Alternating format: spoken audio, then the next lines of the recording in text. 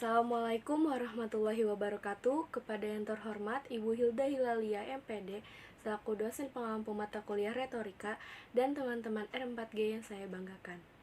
Perkenalkan, nama saya Suci Ramadhani dengan NPM 201921500520 dari kelas R4G, izin memaparkan hasil resume saya terhadap buku yang berjudul Pengantar Public Speaking, karya Dr. Hendriani Esos MSI dan Yohana Putnama Darmawan SE. Berikut hasil pemaparannya. Public speaking adalah sebuah keterampilan yang dapat dipelajari dan dilatih. Jika kita sering melakukannya, maka kita semakin terampil dan percaya diri. Untuk melakukan public speaking, kita tidak perlu menjadi pemimpin organisasi atau menjadi ketua dalam kelompok tertentu. Apapun profesinya, kita diharuskan untuk memiliki keterampilan public speaking. Mengapa? Karena hal tersebut diperlukan untuk menyampaikan ide, mendiskusikan sesuatu, hingga melaporkan hasil dari suatu kegiatan atau pekerjaan. Keterampilan tersebut menjadi sangat penting saat kita menduduki posisi pemimpin seperti supervisor, manajer, dan direktur. Dapat berpidato di depan semua karyawan dengan sukses. Public speaking merupakan kemampuan berbicara di depan banyak orang, menyampaikan pesan yang dapat dimengerti dan dipercaya oleh pendengarnya. Public speaking dapat memiliki peran luar biasa dalam kehidupan kita, di antaranya yaitu mengembangkan diri pribadi, mempengaruhi dunia sekitar kita, dan meningkatkan karir. Keterampilan public speaking adalah keterampilan yang memiliki kekuatan untuk mengubah dunia kita dengan cara yang sederhana tanpa kekerasan. Terdapat beberapa persamaan public speaking dan percakapan. Yang pertama, penyampaian pesan public speaking maupun percakapan sama-sama disusun mengikuti logika, sistematis, dan tahap demi tahap agar pesan dapat dimengerti. Yang kedua, menyesuaikan isi dan cara penyampaian dengan rekan bicara atau publik. Yang ketiga, pesan disampaikan dengan tujuan mendapat dampak positif dan maksimal. Dan yang keempat, dalam percakapan ataupun dalam public speaking, pembicara harus dapat menyesuaikan apa yang disampaikan sesuai reaksi dari lawan bicaranya atau publik. Selain persamaan, terdapat juga 3 perbedaan utama antara public speaking dengan percakapan. Ketiga hal tersebut diantaranya yaitu, yang pertama, pesan yang disampaikan melalui public speaking lebih terstruktur. Dan yang kedua, public speaking menggunakan tata bahasa yang lebih formal dibandingkan percakapan. Yang ketiga, public speaking memerlukan metode penyampaian yang berbeda dari percakapan. Selanjutnya, yaitu terdapat 7 cara mengembangkan kepercayaan diri saat public speaking. Yang pertama, demam panggung adalah hal yang wajar. Rasa gugup biasanya kita rasakan sebelum melakukan hal yang penting, termasuk saat kita harus melakukan public speaking. Demam panggung itu sendiri adalah perasaan yang normal.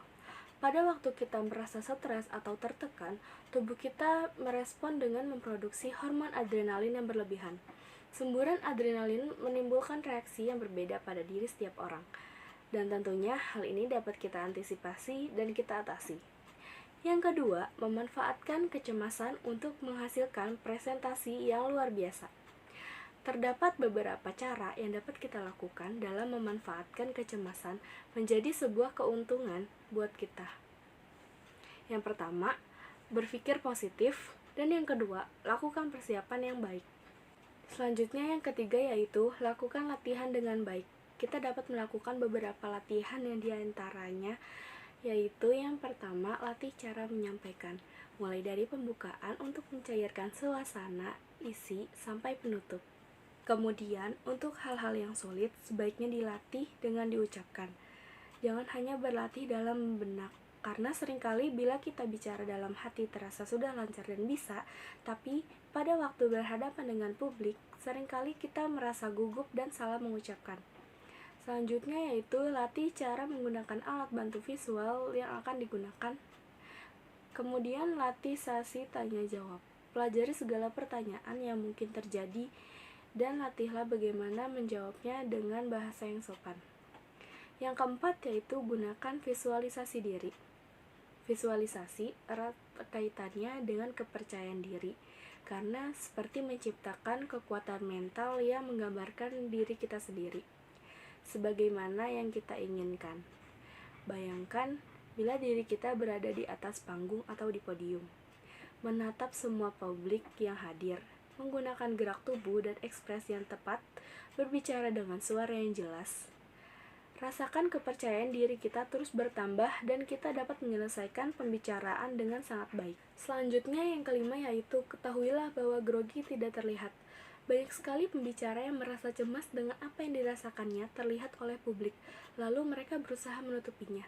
Sulit sekali bagi kita untuk bicara dengan tenang dan baik bila kita merasa tidak nyaman. Tetapi, menutupi rasa demam panggung dengan berbohong hanya menambah beban dan tidak menyelesaikan masalah. Seringkali pengakuan ini akan membuat orang semakin menyukai kita, merasa simpati melihat usaha yang kita lakukan walaupun kita merasa demam panggung. Yang keenam yaitu lakukan yang terbaik, bukan yang sempurna.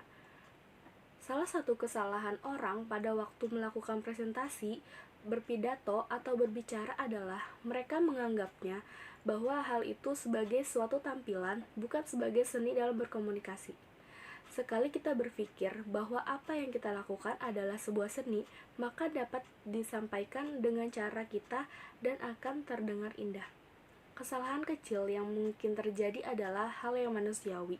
Kemudian yang ketujuh yaitu jangan membandingkan diri kita dengan orang lain. Membandingkan diri dengan orang lain dan berusaha meniru gayanya, terutama orang yang sudah memiliki kemampuan public speaking yang tinggi, hanya akan memberi beban mental tambahan pada diri kita. Selain 7 cara sederhana lain yang dapat kita lakukan untuk mengurangi rasa cemas sebelum tampil bicara di muka umum, diantaranya yaitu yang pertama, tidur cukup. Jumlah istirahat yang cukup akan membuat kita merasa lebih baik. Secara fisik penampilan, kita bisa lebih segar dan secara mental juga lebih kuat. Yang kedua, ambil nafas dalam. Hal ini bermanfaat untuk menenangkan diri kita. Yang ketiga, lakukan kontak mata dengan publik. Mereka adalah manusia dan mereka datang dengan keinginan untuk mendengarkan kita. Jadi mereka bukanlah datang untuk menyerang kita.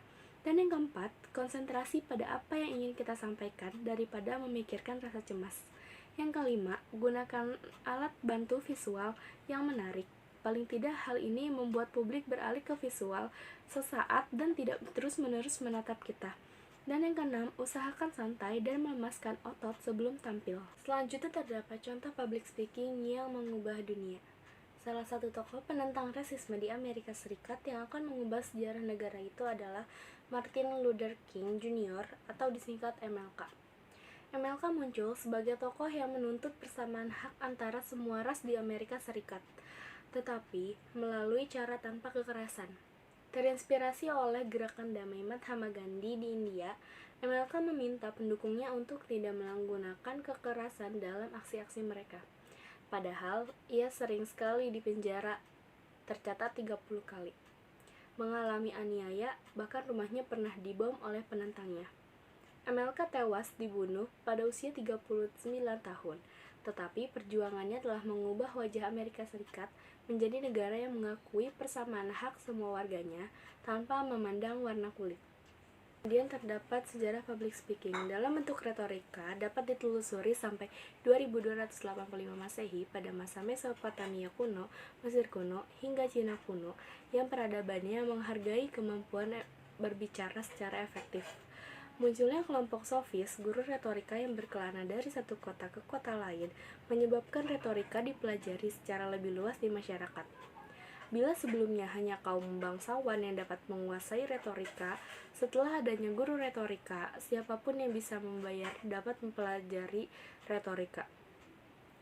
Plato mengecam para sofis karena tidak mempedulikan isi retorika yang mereka sampaikan. Bagi Plato, retorika hanyalah kata-kata memesona yang hampa. Aristoteles juga tidak setuju dengan retorika yang tidak mengandung kebenaran. Tapi, ia dapat melihat bahwa retorika sebenarnya adalah sebuah cara persuasi yang sangat kuat yang bisa membawa kemaslahatan pada masyarakat. Syaratnya harus ada etika yang kuat dari pembicara. Bagi Aristoteles, persuasi harus dilakukan dengan retorika, bukan dengan suap, ancaman, atau siksaan seperti praktik yang lazim pada masa itu. Aristoteles merumuskan 3 cara pembuktian yang harus dipakai pembicara retorika, yaitu logos atau logika yang menyangkut argumen faktual, etos atau etika yang menyangkut kredibilitas pembicara yang dapat bersumber dari kecerdasan, karakter, simpatik, dan niat baik, serta patos atau emosi yang menyangkut kemampuan menggugah emosi publik. Retorika kembali dipelajari oleh masyarakat awam setelah sistem demokrasi di banyak negara tumbuh, terutama di Eropa dan di Amerika. Retorika dan public speaking menjadi pelajaran di banyak sekolah menengah dan universitas, terutama setelah munculnya ilmu komunikasi. Perkembangan public speaking di abad 21 ini masih berlangsung hingga tidak lagi terbatas pada retorika dengan kata-kata, tapi juga retorika visual melalui simbol-simbol lain seperti foto, film, atau arsitektur bangunan. Baik, cukup sekian yang dapat saya sampaikan. Kurang lebihnya mohon maaf. Wassalamualaikum warahmatullahi wabarakatuh.